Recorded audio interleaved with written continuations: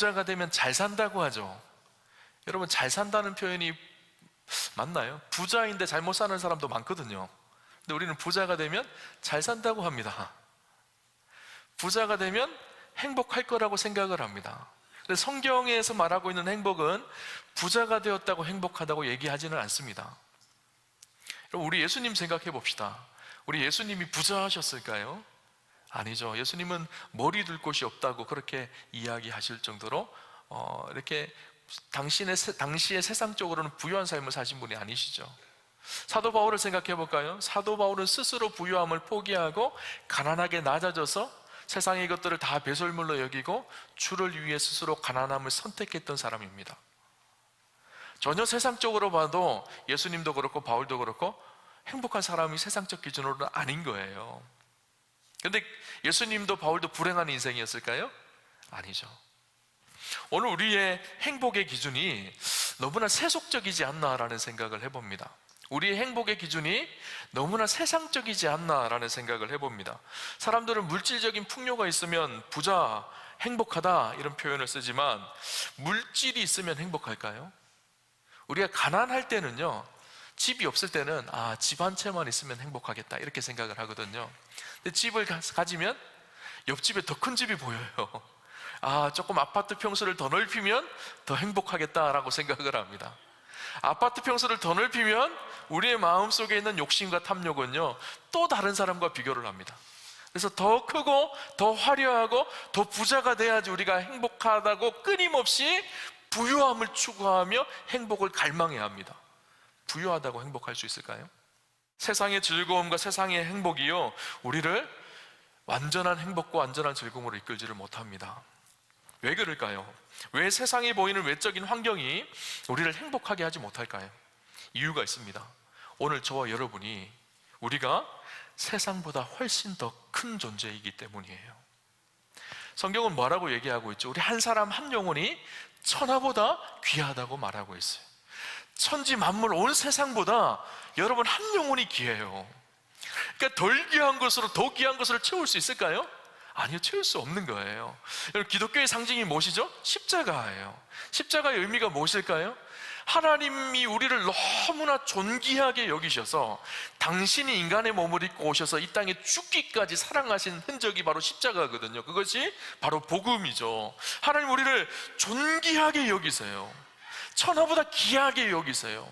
존귀하고 천하보다 귀한 우리이기 때문에 세상의 것으로 우리의 것이 채워지지 않는 거예요. 우리의 영혼이 세상의 것으로, 세상의 부귀와 영화로 다 채워지지 않습니다. 여러분, 솔로몬이요, 세상의 모든 부귀 영화를 다 누렸던 사람입니다. 세상의 모든 즐거움을 다 가졌던 사람이에요. 세상의 모든 쾌락을 다 가졌던 사람이에요. 그런데 전도서를 쓰면서 전도서 시작이 어떻게 되죠? 헛되고 헛되며 헛되고 헛되니 모든 것이 다 헛되도다. 5번이나 연거푸 헛되다 헛되다 헛되다 그렇게 이야기를 하고 있는 거예요. 세상의 것을 다 누려봤지만 마음속에 뻥 뚫려 있는 이 공허함이 채워지지 않는 거예요. 여러분, 사탄은요 끊임없이 우리의 눈을 속이고 우리의 마음을 속입니다. 그래서 돈을 많이 벌어야지, 세상에 성공해야지 네가 행복해, 그렇게 우리를 착각하게 만듭니다. 물론 돈이 없으면 불편함은 있죠. 그렇지만 돈이 우리의 행복의 기준은 아닙니다. 누가복음 15장에 보면 탕자 이야기가 나오죠. 탕자가 행복에 대한 고민을 했던 것 같아요. 어떻게 하면 내 인생이 더 기쁘고 행복할 수 있을까? 방법이 있다. 아버지가 가지고 있는 재산을 가지고 나가서 흥청망청 쓰며 세상의 쾌락과 즐거움을 누리면 행복해지겠다라고 생각을 했어요. 그래서 아버지의 재산을 가지고 집 밖으로 뛰어나가죠. 그 돈을 쓰면서 흥청망청 쾌락을 따라서 살았습니다. 그러면 그 인생이 행복해졌다고 생각을 해야 되는데 아니요, 그 쾌락은 잠깐 있다가 오히려 그의 인생이 불행해지죠. 근데 그때서야 깨달았어요. 무엇을 깨달았죠? 아버지 집에 있을 때가 행복했구나, 아버지 안에 있을 때가 행복했구나 라는 것을 깨닫죠. 그래서 허름한 남루한 옷차림으로 다시 아버지 품으로 돌아가게 되어집니다. 여러분, 진정한 행복은요 사실 세상적인 풍요와 부요에 있는 것이 아닙니다. 세상의 성공이 진정한 행복이 있는 것이 아니죠. 어디에 있을까요? 아버지 하나님 품 안에 있어요. 우리보다 작은 세상 때문에 행복한 것이 아니라 우리보다 훨씬 크신 하나님이 우리와 함께 하실 때 우리 안에 참된 만족과 참된 행복이 누려지는 거예요. 오늘 본문의 말씀을 한번 봅시다. 오늘 본문의 말씀은요, 사도 바울이 빌립보 교회에게 보낸 편지입니다. 그러면서 빌립보서의 마지막 부분에 사도 바울이 무엇을 기록하고 있는가 하면, 빌립보 교인들이 사도 바울을 돕기 위해서 연보를 보내거든요. 사도 바울이 지금 감옥에 갇혀져 있어요. 로마 감옥에 갇혀져 있는데 힘들고 어려운데, 그 로마 감옥에 바울이 힘들고 어려운 상황을 알았던 빌립보 교인들이 연보를 보내면서 바울의 옥바라지를 해주는 거예요. 그러면서 바울이 이런 이야기를 합니다. 15절 16절의 말씀에 보면, 빌립보 사람들아, 너희가 알거니와 복음의 시초에 내가 마게도냐를 떠날 때에 주고받는 내 일에 참여한 교회가 너희 외에 아무도 없었느니라. 데살로니가에 있을 때에도 너희가 한 번뿐 아니라 두 번이나 나의 쓸 것을 보내었도다.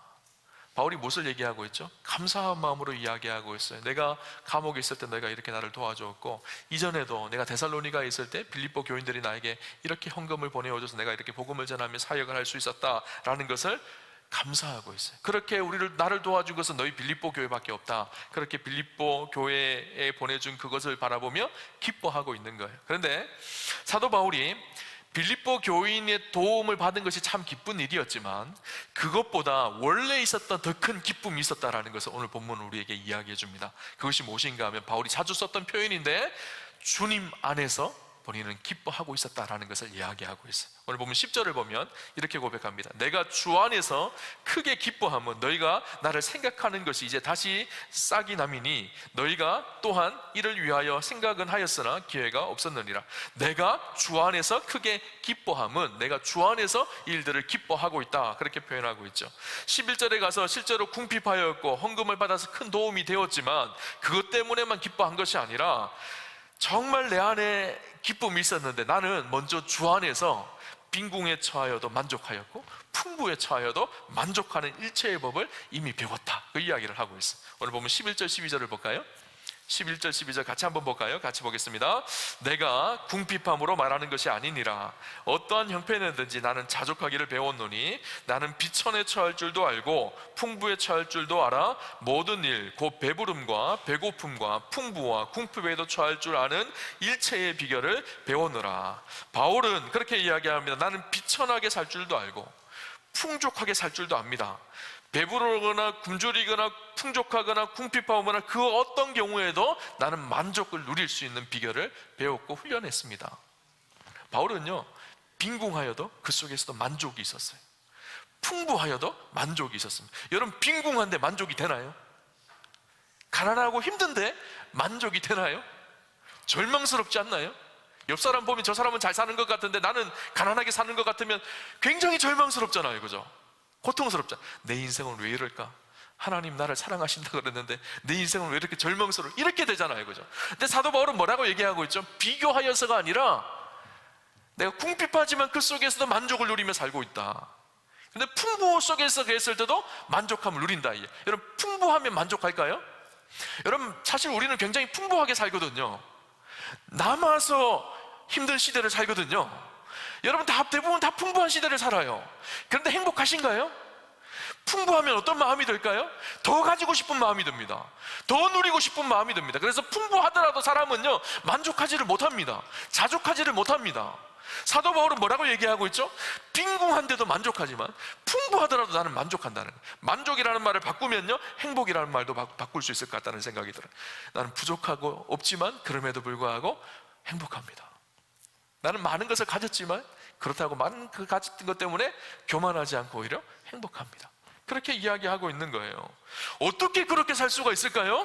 13절에 그 답이 있습니다. 13절 우리 같이 한번 볼까요? 같이 보겠습니다. 내게 능력 주시는 자 안에서 내가 모든 것을 할 수 있느니라. 아멘. 바울이 어떻게 이렇게 했다고요? 내게 능력 주시는 자 안에서 그렇게 됐다라는 거예요. 우리가 사실 이 13절 말씀을 많이 오용합니다. 그래서 내가 무언가를 막 이루고 싶은 마음이 있으면 믿습니다. 내게 능력 주시는 자 안에서 그것을 할 수 있습니다. 뭐 이렇게 생각할 때 이 말씀을 많이 사용하는, 사실 이 말씀은요, 자족하는 능력이에요. 행복해야 하는 능력이에요. 주 안에서 나는 없지만 주 안에서 만족하고 풍부할지라도 주 안에서 만족하고 자족할 수 있는 능력이 내 안에 있다라는 거예요. 바울은요, 예수님 안에서 만족하고 예수님 안에서 참된 행복을 누리고 있다는 것을 이야기해 주고 있는 것이죠. 여러분, 주 안에, 예수를 믿고 주 안에 살아가면요, 우리의 삶의 가치관이 바뀌기 시작합니다. 우리의 생각이 바뀌기 시작합니다. 행복에 대한 생각과 개념도 바뀌기 시작해요. 그전에는 세상에 나가서 열심히 주일날 노는 것이 행복했는데, 예수를 믿고 예수 안에 살아가기 시작하니까 주일날 교회에 와서 예배드리는 것이 행복해지기 시작하는 거예요. 가치관과 의식이 바뀌어집니다. 한 목사님이 이런 간증을 하는 것을 들었어요. 이 목사님 키가 작거든요. 근데 사모님은 키가 크세요. 굉장히 미인이세요. 사모님이 젊었을 때 꿈이 키 큰 남자하고 결혼하는 거였는데 키 작은 목사님하고 결혼을 했어요. 근데 어떻게 키 작은 목사님하고 결혼했는지를 보니까 이런 이유가 있었대요. 이 사모님이 키 큰 남자를 만나게 해달라고 그렇게 기도를 했대요. 근데 기도하다가 날마다 주님 안에 살아가고 예수님을 만나고 인생이 변하기 시작하니까 생각이 바뀌더라는 거예요. 아, 그냥 키 큰 남자가 아니라 영적인 키가 큰 사람하고 결혼하게 해주십시오. 그렇게 기도를 했다는 거예요. 그래서 영적인 키가 자기보다 훨씬 큰 그 목사님하고 결혼을 하셨대요. 예수를 만나고 예수 안에 살아가니까 가치관이 바뀌고 생각이 바뀐 거예요. 행복에 대한 가치관도 마찬가지입니다. 예수 밖에 있을 때는 세상의 것을 바라보며 행복을 추구합니다. 그러나 예수 안에 살아가기 시작하면 예수 안에 있는 삶이 행복인 거예요. 그죠? 다윗을 한번 생각해 봅시다. 다윗이 시편 23편에 그렇게 고백하죠. 여호와는 나의 목자시니 내게 부족함이 없으리로다. 그가 나를 푸른 초장에 누이시며 실 많은 물가로 인도하시는도다. 다윗의 인생을 고백하며 다윗이 참으로 행복하고 기뻤다라는 것을 시편 23편의 1절의 고백으로 그렇게 담고 있는 거예요. 다윗의 삶이 뒤돌아보면 행복했을까요? 세상적으로 봤을 때 굉장히 힘든 삶을 살았거든요. 광야 생활 20년 동안 광야에서 사울에게 쫓기며 날마다 죽음의 고통을 넘겼어요. 왕이 되고 난 이후에는 행복했을까요? 아니에요. 그의 아들 압살롬이 쿠데타를 일으켜서 자기 아들이 자기를 죽이려고 위험에 처하며 어려운 순간순간을 보냈어요. 그런 수많은 위기와 어려움이 있었지만 다윗은 자신의 인생을 뒤돌아보면서 내 인생은 푸른 초장과 실 많은 물가에 있는 그런 행복한 인생이었다라고 이야기합니다. 그 이유가 무엇일까요? 상황과 환경 때문이가 아니라 누구 때문에? 목자 되신 하나님 때문에. 그 목자 되신 하나님 안에 있는 그 삶이 참된 행복이었다라는 것을 이야기하고 있죠. 오늘 바울도 마찬가지입니다. 로마 감옥에 갇혀져 있어요. 바울이 뭐가 행복합니까? 얼마나 불행한가요? 근데 빌립보서를 쓰며 주 안에서 기뻐하라, 내가 다시 말하노니 기뻐하라, 할 수만 있으면 너희가 나를 본받는 자 되라. 바울이 감옥에 있는데 뭘 본받는 자가 될까요? 주 안에서 기뻐하며 은혜 안에 살아가는 그 삶을 바라보면 너희도 이렇게 되었으면 좋겠다라고 바울은 이야기하고 있는 것이죠. 우리가 잘 아는 찬양이 있습니다. 내 영혼이 은총 입어 중한 재짐 벗고 보니 슬픔 많은 이 세상도 천국으로 화도다. 할렐루야 찬양하세. 내 모든 죄 사함 받고 주 예수와 동행하니 그 어디나 하늘나라. 주 예수와 동행하니 그 어디나 하늘나라. 제 아내가 그러더라고요. 못하는 노래 왜 자꾸 하냐고. 근데 가사에 은혜 받으셨으면 좋겠어요. 내 영혼이 은총 입어 중한 재짐 벗고보니 슬픔 많은 이 세상도 어떻게 바뀐다고요? 천국으로 화하도다. 주의 얼굴 뵙기 전에 멀리 뵈던 하늘나라 내 마음속에 이루어지니 날로 가깝도다. 저 멀리 뵈던 하나님 나라, 그러나 주님을 영접하고 내 안에 주님을 모시니까 그 하나님 나라가 가까이 있더라는 거예요. 높은 산이 거친들이 초막이나 궁궐이라. 여러분, 높은 산 거친들 초막, 가난한 사람들이 사는 곳이죠. 궁궐, 부유한 사람이 사는 곳이죠. 그러나 내 주 예수 모신 곳이 그 어디나 하늘나라, 초막도 궁궐도 하나님 나라가 됩니다. 참된 행복은요, 저 멀리 있는 것이 아니에요. 예수 안에 살아가는 우리의 삶이 참된 행복이 있는 삶인 것이죠. 그런데 오늘 본문에 또 한 가지 나눌 것이 있습니다. 그리스도 안에서 행복과 만족을 누렸던 사도 바울은 그것이 참으로 감동이 되어지지만 오늘 바울을 섬기기 위해서 기꺼이 자기의 삶을 쪼개어서 헌금하고 연보했던 빌립보 교회 또한 진정한 행복의 사람들이었을 것이라는 생각이 들었어요. 사도 바울은 빌립보 교회에서 보내온 헌금을 받아들며 감동의 눈물을 흘렸을 것입니다. 고린도 후서에 보면요, 어떤 말씀이 기록되어 있는가 하면 바울이 당시에 예루살렘 교회가 굉장히 힘들고 어려워서 연보를 모았습니다. 헌금을 모았습니다. 그래서 고린도 지역에 가서, 고린도 지역이 굉장히 잘 사는 교회였거든요. 고린도 교회에 가서 헌금을 모읍니다. 헌금을 모으면서 빌립보 교회가 어떻게 헌금했는지를 이야기를 해줘요. 너희도 좀 이런 마음으로 헌금해줬으면 좋겠다고 이야기하며 빌립보 교회를 칭찬하며 이렇게 얘기합니다. 고린도후서 8장 1절에 4절에 보면 이렇게 기록을 하거든요. 형제들아, 하나님께서 마게도냐 교회들에게 주신 은혜를 우리가 너희에게 알리노니 환난의 많은 시련 가운데서 그들의 넘치는 기쁨과 극심한 가난이 그들의 풍부한 연보를 넘치도록 하게 하였느니라. 내가 증언하노니 그들이 힘대로 할 뿐 아니라 힘에 지나도록 자원하여 이 은혜와 성도 섬기는 일에 참여함에 대하여 우리에게 간절히 구하니. 뭐라고 기록하고 있는가 하면 1절에 형제들아, 하나님께서 마게도냐 교회들에게 주신 은혜를 우리가 너에게 알리노니. 바울이 지금 마게도냐 교회, 마게도냐에 있는 교회가 빌립보 교회거든요. 빌립보 교회가 어떻게 했는지를 내가 좀 이야기하고 싶다 이러는 거예요. 환난의 많은 시련 가운데 그들은 기쁨이 넘쳤고, 시련이 있고 고난이 있었지만 그들에게는 참된 기쁨이 넘쳤고, 극심한 가난 속에 있었지만 그들은 풍부한 연보를 드렸다라는 거예요. 가난 속에 있었지만 풍부한 것을 하나님께 드렸다라는 거예요. 그리고 3절에 내가 증언하는 그들의 힘대로 할 뿐 아니라 힘에 지나도록 자원하여서 하나님께 드렸다라는 거예요. 하나님 앞에 예물을 드리고 지금 힘들고 어려운 예루살렘 교회를 구제하기 위해서 힘에 지나도록 하나님 앞에 드리는 연보를 드렸다라는 것을 이야기합니다. 여러분, 그 헌금을 받아들은 바울의 마음이 어땠을까요?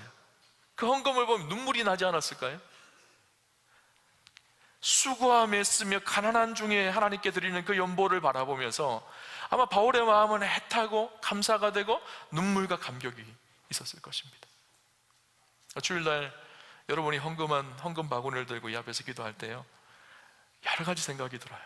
세상 속에서 힘들고 어려운 상황 속에서 그렇게 치열하게 세상을 살아내다가 하나님께 주신 그 예물을 기쁨으로 하나님께 내어드린 성도들의 마음이 느껴지면 가슴이 멍할 때가 있습니다. 바울의 마음이 그랬을 것 같다라는 생각이 들어요. 그러니 그들이 물질에 매이지 않고 자신들은 가난하지만 기쁨으로 하나님 앞에 드립니다. 그들이 어떻게 그렇게 했을 수가 있었을까요? 바로 예수님 때문이었죠. 헌금은 부요할 때만 드리는 것이 아닙니다. 여러분, 부요하도 헌금을 잘 드리지 못하는 분들도 계시겠지만 가난하나 부유하나 우리의 것이 하나님의 것이라는 것을 고백하고 우리의 삶을 하나님께 내어드리는 것이거든요.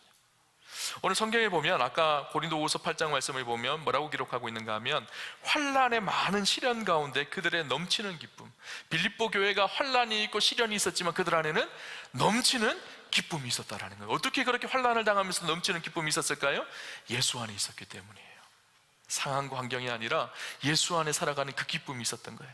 그러니까 그 기쁨이 있었기 때문에 가난해도 물질이 우리의 인생의 행복의 기준이 아니라는 것을 그들은 알았기 때문에 기꺼이 하나님 앞에 드리는 것을 주저하지 않고 기쁨으로 드렸던 거예요. 이 빌립보 교인들은 이것을 어떻게 생각했는가 하면 특권이라고 여겼어요. 하나님 앞에 물질을 드리고 가난한 사람들을 섬기는 것이 불편한 일이 아니라 나에게 주신 특권이라고 생각을 했거든요. 그래서 그 고린도후서 8장 4절에 보면요, 표준세 번역으로 보면 이렇게 번역되어 있습니다. 그들은 성도들을 구제하는 특권에 동참하게 해달라고 우리에게 간절히 청하였습니다. 예루살렘 교회가 힘드니까 그 예루살렘 교회를 구제하는 그 놀라운 구제하는 특권에 나도 좀 끼워달라는 거예요. 나도 좀 섬기는 일에 끼워달라는 거예요. 우리는 어떻죠? 내가 뭔가 좀 받을 일이 있으면 나 좀 끼워줘, 나도 좀 받게, 이렇게 생각하잖아요. 그런데 빌립보 교인들은 어떻게 했다고? 주는 일에, 이 일이 복되니까 이 주는 일에 나도 좀 끼워달라는 거예요. 이 특권이라는 거예요. 여러분, 주는 자가 복된 거예요. 받는 자가 복된 것이 아니라 주는 자가 복된 것이죠. 주는 자가 행복한 사람입니다. 사도행전 20장에 보면요, 사도 바울이 에베소 장로들에게 고별 설교를 하는 장면이 나옵니다. 바울은 이제 3차 전도여행을 마치고 예루살렘으로 돌아가고 있었거든요.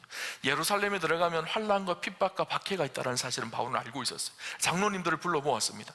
에베소의 장로님들을 밀레도에서 불러넣어서 마지막 자기가 순교당할지도 모르니까 고별 설교를 합니다.